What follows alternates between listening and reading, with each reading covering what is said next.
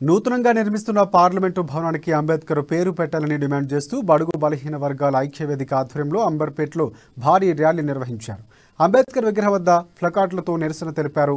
రాష్ట్ర అధ్యక్షుడు ఎరుకుల మహేందర్ గౌడ్ మాట్లాడుతూ ప్రెసిడెంట్ నుంచి ప్రధానమంత్రి వరకు అంబేద్కర్ రచించిన రాజ్యాంగ ఫలాలు అనుభవిస్తున్నారని అన్నారు. కేంద్ర ప్రభుత్వం పార్లమెంటు భవనానికి అంబేద్కర్ పేరు పెట్టాలని వారు డిమాండ్ చేశారు.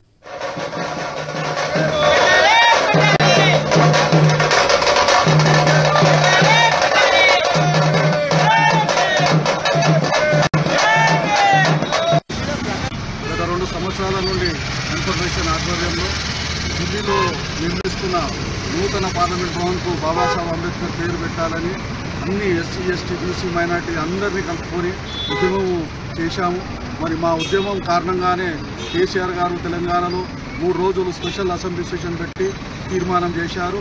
దాంతోపాటు కొత్త నూతన సెక్రటరియట్ కూడా వారు ఈరోజు కార్యక్రమం ముఖ్య ఉద్దేశం ఏంటంటే మన భారత ప్రభుత్వం ఏదైతే ఢిల్లీలో నూతన పార్లమెంట్ నిర్మిస్తారో దానికి డాక్టర్ బాబాసాహెబ్ అంబేద్కర్ గారి పేరు పెట్టాలనేది మా యొక్క డిమాండ్.